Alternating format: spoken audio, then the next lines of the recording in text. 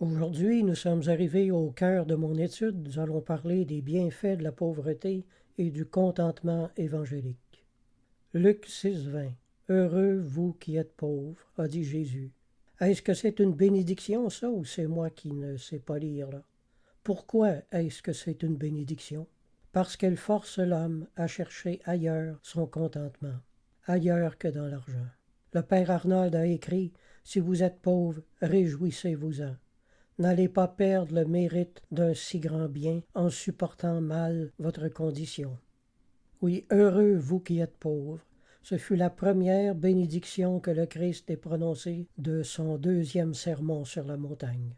Pour ceux qui ne sont pas familiers avec tout ça, laissez-moi expliquer. Nous avons deux sermons qui se ressemblent beaucoup, mais qui comportent aussi plusieurs différences. Il ne s'agit pas de deux versions du même sermon, mais de deux sermons prononcés en deux occasions différentes.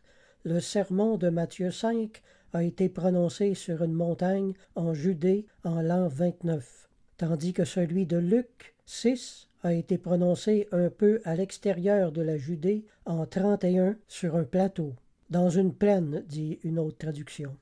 Le sermon de Matthieu 5 dit « Heureux les pauvres en esprit », tandis que celui de Luc chapitre 6, prononcé 2 ans plus tard, dit « Heureux les pauvres », matériellement, il entendait. Alors je reprends.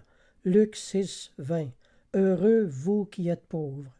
Ce fut la première parole et la première bénédiction que le Christ ait prononcée dans ce sermon. C'est pas drôle d'être pauvre ou de pas être prospère, mais la pauvreté, quand on y pense, a plusieurs choses de bien positives.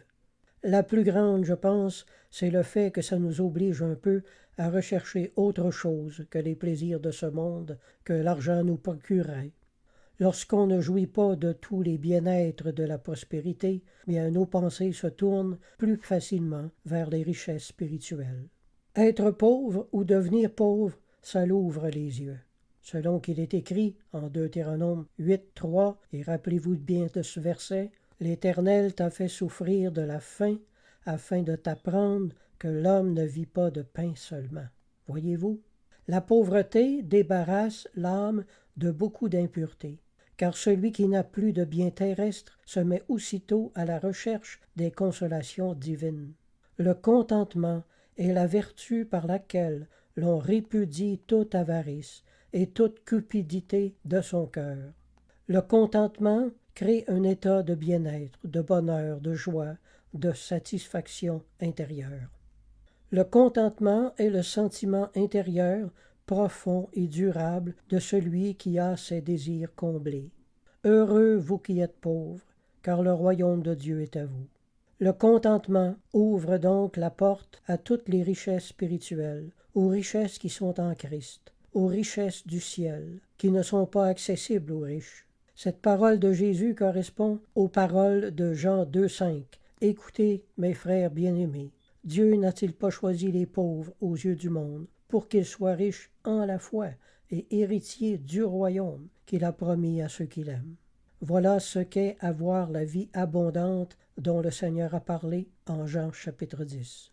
La pauvreté du chrétien tend à le pousser vers Dieu et vers les richesses spirituelles. La pauvreté, ou le strict nécessaire, aide le croyant à se rapprocher de Dieu. La pauvreté matérielle amène le pauvre à rechercher les biens spirituels, durables et éternels que le Christ lui a promis.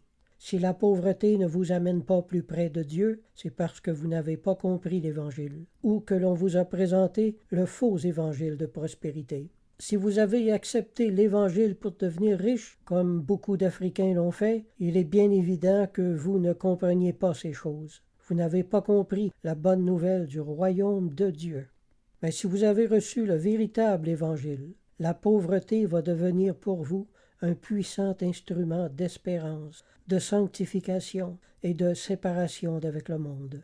Colossiens 3.1. Si donc vous êtes ressuscités avec Christ, recherchez les choses d'en haut, où Christ est assis à la droite de Dieu. La pauvreté devient très belle à celui qui vit pour les choses du ciel. Si vous êtes pauvre, apprenez le contentement. Si vous n'avez pas l'amour de l'argent, dites-vous que vous avez une maladie grave en moins. L'un des plaisirs du pauvre, c'est de donner. car même les pauvres peuvent donner. Rappelez-vous des pauvres, et Dieu se rappellera de vous. Ne donnez pas pour recevoir, mais pour soulager la souffrance. Ne donnez pas par fausse charité. Que votre charité soit désintéressée, c'est-à-dire sans l'arrière-pensée que Dieu vous rende prospère. Dieu ne bénit pas les dons de fausse charité. Paul a dit que la charité soit sans hypocrisie. Ne soyez ni envieux, ni jaloux, et ni irrités devant ceux qui possèdent les biens de ce monde, parce qu'ils n'ont rien à être enviés, car leur fin sera la perdition. N'enviez pas les riches, ce sont les gens les plus éloignés du salut qui existent sur la terre. Alors si vous êtes pauvre et que vous n'arrivez pas à augmenter vos revenus malgré vos efforts, eh bien, profitez-en pour acquérir les richesses du ciel. Lancez-vous dans la prière, et vous allez acquérir les fruits de l'esprit dans votre caractère, parce que c'est probablement ça que Dieu essaie de vous faire comprendre et à vous amener. Apprenez le contentement, prosternez-vous devant la volonté de Dieu, adorez la volonté de Dieu. Le contentement est la vertu qui va vous procurer la paix. Le contentement fait cesser tous les combats. Il y a des vertus qui ne s'acquièrent que par la pauvreté. La vertu de contentement vous aidera à garder la sérénité dans beaucoup d'autres domaines de votre vie. Le contentement peut devenir un mode de vie dans tous les domaines. Hébreux 13,5. Ne vous livrez pas à l'amour de l'argent. Contentez-vous de ce que vous avez. Car Dieu lui-même a dit « Je ne te délaisserai point, et je ne t'abandonnerai point ». Aux soldats qui posaient la question de leur devoir de piété, Jean-Baptiste a répondu « Contentez-vous de votre solde ». Luc 3,14. Et dans 1 Timothée 6,6, c'est en effet une grande source de gain que la piété avec le contentement. La traduction est un peu étrange dans la tournure de phrase, là. Ce serait plus facile à comprendre, je pense, si le sujet de la phrase avait été placé à son commencement, ce qui donnerait ceci. Le contentement est en effet une grande source de gain en matière de piété. Voilà ce que le verset dit en réalité. Une autre traduction a rendu « La piété jointe au contentement est un grand gain ». C'est bien traduit ça. La traduction Weymouth a rendu « La piété est en effet un grand gain quand elle est accompagnée du contentement ». Cette doctrine de prospérité est tout à fait à l'opposé de l'esprit chrétien qui enseigne le contentement. François de Sales, au XVIIe siècle, a écrit « L'avarice temporelle qui fait désirer ardemment les richesses de la terre est la raison de tous les maux. Mais l'avarice spirituelle par laquelle on désire sans cesse l'or fin de la charité est la racine de tous les biens. » C'est bien dit, ça, hein? Je crois qu'un chrétien peut être riche s'il l'était avant de se convertir. Dans ce cas, il doit consacrer ses richesses à faire du bien aux pauvres de son Église ou ailleurs, aux pauvres de la ville, et soutenir des ministères dignes de ce nom. Je n'ai aucune confiance aux chrétiens qui deviennent riches. Ils finissent d'habitude tous très mal. Un chrétien, selon le Nouveau Testament, ne doit pas être cupide ni chercher à s'enrichir. C'est de l'idolâtrie, c'est servir Mammon. Jésus a promis de prendre soin de nos besoins en nourriture, vêtements et logis. Tout le reste est du superflu. Voilà le véritable enseignement biblique et évangélique. Nabal était un homme très riche et très avare. Et à quelque part dans sa vie, il était devenu fou, comme son nom le dit. Fou de cupidité et fou d'avarice. Vous savez, l'amour de l'argent peut finir par déranger l'esprit, car des esprits malins au service de Mammon sont à l'œuvre autour de l'argent. Thérèse de Lisieux a écrit « Ne crains pas, plus tu seras pauvre, plus Jésus t'aimera ». Le père Arnold a écrit « N'ayez point honte de paraître pauvre à cause de Jésus. Jésus n'a point eu honte de le devenir à cause de vous. » Heureux les pauvres n'était pas une exhortation à nous rendre nous-mêmes pauvres, mais une consolation à ceux qui l'étaient. Dieu ne veut pas non plus que vous vous appauvrissiez vous-même en dilapidant votre argent. Dieu ne veut pas que vous priviez votre famille ou vous empêchiez d'en avoir une par la suite, mais si vous avez pris conseil auprès d'un directeur spirituel sage et que vous avez résolu, sans contrainte et avec toute liberté de conscience, de vous consacrer au célibat et de simplifier votre vie au maximum afin d'être tout à Dieu, alors oui, peut-être dans ce cas, vous pouvez vous défaire de vos biens et mener une vie de simplicité. Le père Arnold a écrit « Le salut des pauvres est moins en danger parce que 1000 occasions de pratiquer la vertu se présentent à eux. Et ils sont bien heureux parce que la ressemblance avec le cœur de Jésus est plus parfaite. La pauvreté détache le cœur de la terre pour le porter aux choses du ciel et de l'éternité. » Fin de citation. Il y a eu des moments dans ma vie où des portes se sont ouvertes devant moi, des chances de devenir très prospère. Mais à chaque fois, le Seigneur m'a dit dans mon cœur, « Non, ceci n'est pas ma voie, mais celle du monde. » Je n'ai pas toujours obéi, j'ai tenté de m'enrichir moi aussi, en profitant de ces opportunités. Mais c'était des pièges. J'ai bien failli perdre ma chemise dans ces transactions. L'enrichissement n'est pas une doctrine chrétienne. Moi aussi, je suis tombé en tentation, mais j'ai failli être châtié très sévèrement. J'ai vraiment failli tout perdre. Proverbes 23, 4 et 5. Ne te tourmente pas pour t'enrichir, n'y applique pas ton intelligence. Veux-tu poursuivre du regard ce qui va disparaître? Car la richesse se fait des ailes, et comme l'aigle, elle prend son vol vers les cieux. Mais voilà le mode de vie que Dieu veut que nous adoptions, le contentement. Philippiens 4, 11 dit « Ce n'est pas en vue de mes besoins que je dis cela, car j'ai appris à être content dans l'état où je me trouve. » On voit le contentement encore ici. Je vais vous lire maintenant un très beau texte sur le contentement qui a été écrit par notre sœur Éline Vassaux.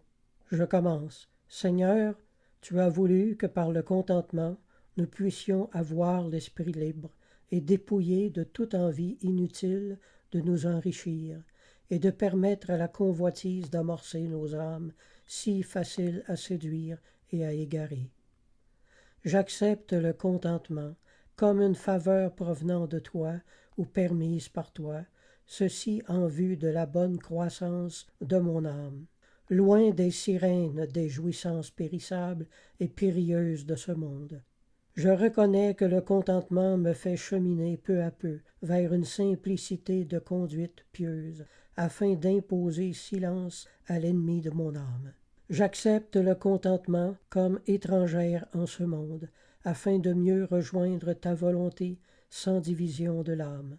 Ô Dieu qui est source de plénitude de paix et souffle de joie infinie, le contentement constitue une valeur prisée de Christ, qui sur terre s'est contenté de sa condition humaine et s'en est revêtu humblement, se dépouillant de sa tunique royale. Oui, l'esprit de contentement me conduit à ta ressemblance et à ton humble caractère, mon Seigneur et mon Dieu. Amen. Quel beau texte! Voilà bien ce qui devrait se trouver dans tous les cœurs chrétiens. Voilà l'attitude qui devrait régner dans tous les cœurs. Le riche qui se convertit au Seigneur doit aussi convertir son argent au Seigneur et devenir un administrateur des biens de Dieu envers son peuple.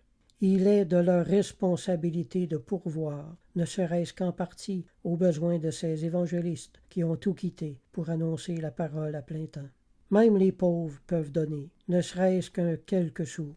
Dieu bénit le pauvre qui donne par charité.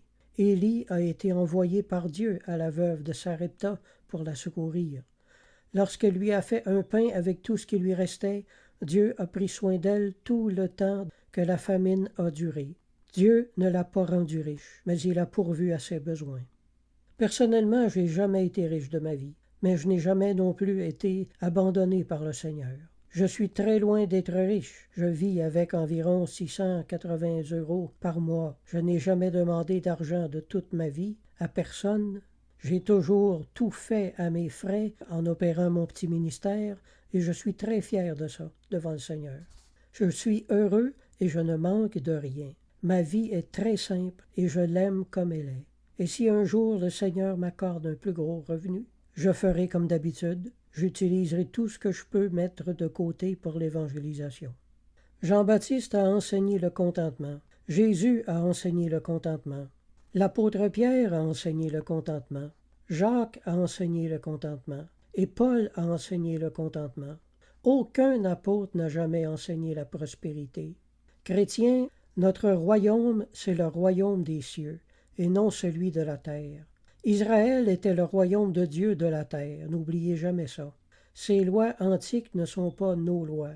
Nous suivons les lois du royaume des cieux, et nous gardons les commandements de Christ, pas ceux de Moïse.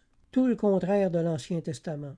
À cette époque et sous cette alliance, le pauvre vivait dans l'humiliation et le riche dans la gloire. Mais dans notre royaume, le royaume des cieux, de la nouvelle alliance, le pauvre se glorifie de son élévation et le riche se glorifie de son humiliation. Les riches de la terre sont les pauvres du royaume de Dieu. Jésus a dit « Heureux ceux qui ont faim maintenant, car ils seront rassasiés. Si ce n'est pas dans cette vie, ce sera dans celle qui est à venir. » Apocalypse 7, 16, ils n'auront plus jamais faim. Hébreux 11, 37-40. Ils allèrent çà et là, vêtus de peaux de brebis et de peaux de chèvres, dénués de tout, persécutés, maltraités, eux dont le monde n'était pas digne, errant dans les déserts et les montagnes, dans les cavernes et dans les antres de la terre. Tous ceux-là, à la fois desquels il a été rendu témoignage, n'ont pas obtenu ce qui leur était promis, Dieu ayant en vue quelque chose de meilleur pour eux. Les premiers chrétiens étaient persécutés et dépouillés de tout. Et remarquez que cette pauvreté abjecte est répertoriée dans le chapitre 11 de l'Épître aux Hébreux, le chapitre des héros de la foi. Quand je vois tous ces Africains qui sont devenus chrétiens parce qu'on leur a promis que Dieu allait les rendre riches, je dis que vous ne vous êtes pas convertis pour les bonnes raisons, et qu'on vous a présenté un faux évangile basé sur de faux espoirs. Devenir chrétien n'a jamais été un moyen de devenir riche. Si l'on vous a présenté un évangile sans souffrance, un Christ sans croix, ni couronne d'épines, on vous a trompé pour avoir votre argent, ou le peu que vous avez. Ces crapules sans conscience qui vous promettent la richesse en échange de vos dons sont des Judas et des âmes damnées. Ne les suivez plus, fuyez loin d'eux, et amenez avec vous le plus de gens possible. Arrachez de leur gueule les brebis qu'ils sont en train de dévorer à chaque dimanche. Jacques 1,9.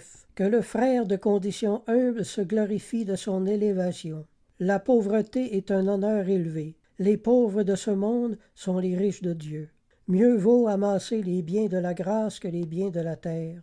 Jésus seul est un trésor digne de nos recherches et de notre amour. Celui qui est de condition abaissée parmi les hommes est de condition élevée parmi les anges. Le pauvre est favorisé de Dieu, parce que la pauvreté est une souffrance, et que Dieu est toujours plus près de ceux qui souffrent. Les petits de ce monde sont les grands du ciel. Voici une parole prophétique prononcée par le vieux Père Arnold en 1845 à propos des pauvres. Écoutez bien. Si vous êtes pauvre, réjouissez-vous-en, et n'allez pas perdre le mérite d'un si grand bien en supportant mal votre condition. N'ayez point honte de paraître et d'être pauvre à cause de moi. Je n'ai pas eu honte de le devenir à cause de vous. Réjouissez-vous parce que vous possédez un bien qui m'a coûté de si grandes et de si nombreuses humiliations. Que vous soyez dans la misère, ou que vous soyez comblés des biens d'ici-bas, faites honneur à la sainte pauvreté en vous exerçant aux actes de cette vertu chère à mon cœur et si utile à votre âme.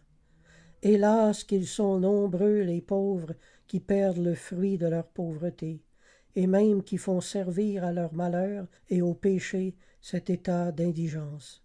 Pourquoi n'ont-ils pas la sagesse de comprendre qu'ils pourraient, s'ils le voulaient, changer leur amertume en joie et s'élever très vite à la sainteté. Fin de citation. Éphésiens 4,6. Ne vous inquiétez de rien, mais en toute chose faites connaître vos besoins à Dieu par des prières et des supplications avec des actions de grâce. Une autre traduction a rendu « mais en tout état de choses ». Une autre « dans toutes circonstances ». Une autre « dites à Dieu chaque détail de vos besoins ». Une autre « sans aucune réserve ». Et la paix de Dieu qui surpasse toute intelligence gardera vos cœurs et vos pensées en Jésus-Christ. Là où est le royaume de la foi est le royaume de la paix que rien ne peut troubler. La paix que nous communique le Saint-Esprit engloutit les angoisses les plus raisonnables et les inquiétudes les plus légitimes de la vie. L'incrédulité communique l'angoisse, mais la foi communique la paix. La présence de Dieu inspire la foi. C'est pourquoi la prière est si importante. En négligeant la prière, nous affaiblissons notre foi. Et je crois que ce ne serait pas rendre une injustice à ce verset que de le lire de cette façon. Priez jusqu'à ce que la paix de Dieu fasse entrer vos cœurs et vos pensées dans la paix de la foi qui est en Jésus-Christ. Et la paix de Dieu qui surpasse toute intelligence, c'est-à-dire qui transcende toute espèce de pensée troublante. La transcendance, c'est le caractère de ce qui est d'une nature radicalement autre et absolument supérieure de ce qui est supérieur et extérieur au monde. La transcendance, c'est ce qui est au-dessus de nous-mêmes. C'est une élévation par illumination. Dans nos prières angoissées, Dieu nous élève au-dessus du monde par un vent spirituel qui nous emporte au loin et nous fait regarder ce qui nous inquiétait sur la terre comme des choses insignifiantes. Prier jusqu'à transcender, c'est sublimer le monde qui nous entoure, pénétrer dans une région supérieure. Transcender, c'est participer à la transcendance de Dieu même par rapport au monde. C'est une indépendance parfaite par rapport au monde créé. Transcender, c'est sortir d'une réalité et entrer dans une autre, celle du royaume de Dieu. James Packer, dans son livre « Connaître Dieu », a écrit « Voudriez-vous oublier vos chagrins, abandonner vos soucis? Alors plongez-vous en Dieu comme en une mer profonde. Perdez-vous dans son immensité. Vous en ressortirez reposé, rafraîchi et plein d'une nouvelle vigueur. Je ne connais rien qui puisse autant réconforter l'âme, rien qui puisse si bien calmer les assauts du chagrin et de la douleur, rien qui puisse avec autant d'efficacité parler de paix au vent déchaîné de l'épreuve qu'une méditation fervente centrée sur la personne de Dieu qui vous garde dans la paix. » Fin de citation. Jacques 2,5. Dieu n'a-t-il pas choisi les pauvres aux yeux du monde pour qu'ils soient riches en la foi? Dieu a choisi les pauvres pour qu'ils connaissent la liberté du contentement au lieu de l'esclavage des richesses qui empêche les hommes de connaître et d'entrer dans le royaume de Dieu. Jean-Baptiste était pauvre, Jésus était pauvre, ses disciples étaient pauvres, Paul était pauvre, ses collaborateurs étaient pauvres. Tout ce que le Christ a jamais possédé sont les vêtements qu'il avait sur le dos. Proverbe 23,4. Ne te tourmente pas pour t'enrichir. Il est bon que le cœur soit affermi par un peu de pauvreté. La pauvreté, comme toute autre adversité, met le cœur et la foi à l'épreuve et affermissent notre attachement au Seigneur pour lui-même et non pour les bénédictions que l'on peut recevoir à le servir. Lorsque nous avons prouvé au Seigneur que nous sommes attachés à lui par amour pour lui, cela lui est agréable. Et quand nous avons passé le test, il arrive que Dieu nous bénisse de ce qu'il nous avait enlevé auparavant. Marc 13:1-2. Maître, regarde quelle pierre et quelle construction. Jésus lui dit, vois-tu ces grandes constructions? Il ne restera pas pierre sur pierre qui ne soit renversée. Voyez-vous la vanité des choses de cette terre? Bossuet a écrit, Jésus ne parle pas aux enfants de Dieu de récompenses temporelles. Il leur montre une vie future. Matthieu 11:8. Qu'êtes-vous allé voir au désert? Un homme vêtu d'habits précieux? Voici ceux qui portent des habits précieux sont dans les maisons des rois. 1 Pierre 3:4. Ayez non cette apparence extérieure qui consiste dans les cheveux tressés, les ornements d'or ou les habits qu'on revêt, mais la parure intérieure. Grégoire de Nice, au IVe siècle, a écrit que personne ne s'imagine que la recherche des vêtements riches et précieux puisse être exempt de péché. Frères et sœurs, une seule maladie peut faire perdre tout le bien amassé pendant une vie entière. Mais celui qui a peu, que craint-il? Mon Dieu, que c'est une chose douce que d'être détaché de tout. Oui, la pauvreté est peut-être douloureuse à plusieurs égards, mais elle enrichit le cœur des grâces du Seigneur. Un Africain me dit un jour, « La pauvreté est une malédiction dont il faut se défaire. » Je lui réponds, je ne dirai pas que c'est une malédiction puisque Jésus a dit, bienheureux vous qui êtes pauvres. Là, il me répond comme quelque chose d'étrange. Il dit, Jésus se moque des pauvres, là. Comment peut-on être heureux avec la pauvreté? Mais le pauvre peut être heureux en espérance. La pauvreté, lorsqu'elle est acceptée par amour pour le Christ et de sa ressemblance, ouvre la porte du ciel. Jésus a dit que le royaume des cieux est à eux. La consolation du pauvre est dans la possession de la promesse du salut et d'une vie éternelle après la mort. La vie présente est courte et rien ne dure. Les pauvres peuvent, dès à présent, se réjouir de leur salut futur. Bossuet a écrit « Ceux qui ont l'esprit détaché de la terre, ceux qui sont effectivement dans la pauvreté, sans murmure et sans impatience, qui n'ont pas l'esprit des richesses, le faste, l'orgueil, l'injustice, l'avidité insatiable de tout tirer à soi. La félicité éternelle leur appartient sous le titre majestueux de royaume. » Jésus lui-même était pauvre, et il ne possédait absolument rien sur terre, mis à part les vêtements qu'il avait sur le dos. Paul a dit que Dieu peut combler tous les besoins du chrétien.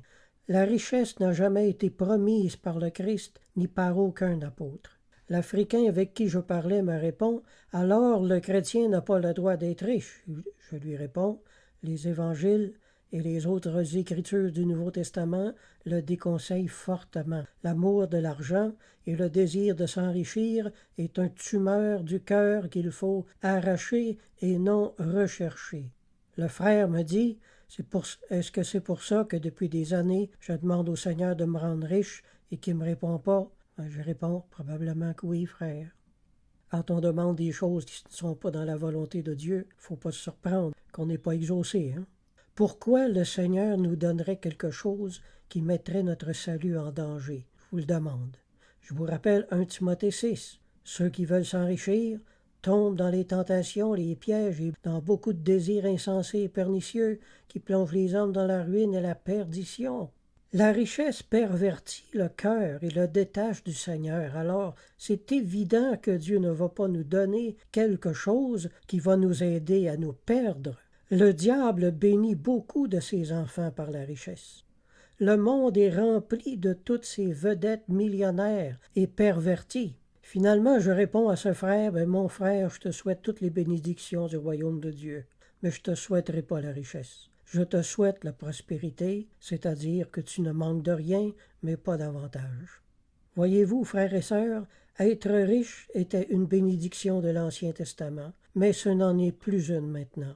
Être riche n'est plus une bénédiction, mais une malédiction pour le croyant. Jésus-Christ a enlevé la honte discriminante qui pesait sur le pauvre, car jusque-là, la théologie juive attribuait à la pauvreté un châtiment de Dieu à cause d'un péché quelconque. Saint Augustin a écrit « Pourquoi tant travailler par amour des richesses? L'avidité de l'or impose des fatigues, des dangers, de l'épuisement, des tribulations. Et moi, malheureux, je m'y soumets pour avoir de quoi remplir mes coffres, et ainsi je perds la paix. » Paul était si pauvre qu'il était souvent dans la disette, disait-il, et souffrait souvent de la faim. En Philippiens 4, 11 à 13, « J'ai appris à être content dans l'état où je me trouve. » Voyez le contentement ici, l'un des secrets du bonheur chrétien, le contentement. « Je sais vivre dans l'humiliation, et je sais vivre dans l'abondance. En tout et partout, j'ai appris à être rassasié et à avoir faim, à être dans l'abondance et à être dans la disette. Je puis tout par celui qui me fortifie. » Ce que Paul appelait l'abondance, c'était la sécurité alimentaire, le logis, le vêtement et l'argent nécessaire pour faire ses courses évangéliques, pas posséder des richesses. Un ancien serviteur du Seigneur, qui avait été pauvre toute sa vie, disait « Comment ai-je pratiqué la pauvreté? L'ai-je du moins aimée quand elle s'est imposée à moi? » Une bonne question à se poser, hein? Monseigneur de Ségur a écrit « Plus notre pauvreté aura été semblable à celle de notre Maître sur la terre, plus nous partagerons là-haut ses infinies richesses. » Si vous avez tout fait pour améliorer votre situation, si toutes vos prières n'ont pas eu la réponse escomptée, eh bien, il vous reste qu'une chose à faire, courbez-vous devant la volonté de Dieu. Adorez la volonté de Dieu. Si le Seigneur a placé cette croix sur votre épaule, embrassez-la et portez-la de tout votre cœur, comme Christ a porté la sienne par amour pour vous, et vous serez fils de votre Père qui est dans les cieux. Oui, la pauvreté est une croix, et comme en toute croix, il y a quelque chose qui fait œuvre de nous faire ressembler au Seigneur, car Jésus non plus n'avait rien qui lui appartenait en ce monde. Alors lorsque la pauvreté est acceptée et offerte au Seigneur en offrande, elle deviendra source de joie intérieure. La pauvreté détache du monde et élève l'esprit vers les biens célestes. Philippiens 3:20. Eux, ils ne pensent qu'aux choses de la terre, mais notre cité à nous est dans les cieux. Une autre traduction a dit « Nous sommes citoyens du ciel ». Une autre « Nous sommes une colonie des cieux ». Une autre « Nos regards se fixent bien au-delà de ce monde ». D'où nous attendons aussi comme sauveur le Seigneur Jésus-Christ. Une autre traduction a rendu « Nous attendons comme libérateur, comme affranchisseur, le Seigneur Jésus-Christ ». Ceux qui désirent être parfaits en Christ doivent imiter le Christ parfaitement. La pauvreté évangélique peut faire l'objet d'un vœu, qu'on appelle le vœu de pauvreté. Le vœu de pauvreté, c'est se consacrer à vivre comme le Christ a vécu, c'est-à-dire vivre du strict nécessaire. Comme Paul l'a aussi dit, au nom de tous les évangélistes, si nous avons la nourriture et le vêtement, cela nous suffit. La pauvreté évangélique, c'est avoir ce qui est suffisant pour vivre et sans superflu. Vous n'êtes pas un mauvais chrétien si vous ne prenez pas ce vœu, mais ceux qui le prennent vivent définitivement plus près de la perfection chrétienne. Que celui qui prend ce vœu ne méprise pas celui qui ne le prend pas, et que celui qui ne le prend pas ne méprise pas celui qui le prend. Pour que la pauvreté évangélique soit sanctifiante, elle doit être volontaire et acceptée dans un esprit de contentement. La pauvreté qui n'est pas acceptée ne produira pas de bons fruits, mais portera des fruits d'amertume.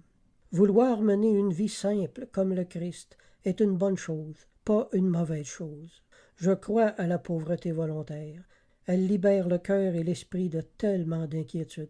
La pauvreté évangélique simplifie la vie. J'ai connu plusieurs sœurs dans le Seigneur qui étaient pauvres et qui avaient une très belle relation avec le Seigneur. Après un mariage avec un homme bien nanti, une sœur m'avouait qu'elle avait perdu cette relation étroite avec le Seigneur et qu'elle n'avait jamais pu la retrouver. Le vieux père Arnold a écrit « La parfaite pauvreté veut que par amour pour Dieu, on renonce à tous les biens de la terre.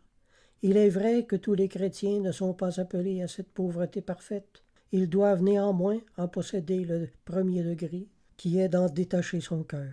On ne peut pas être son disciple si on ne renonce pas au moins de cœur à toute chose. Amen.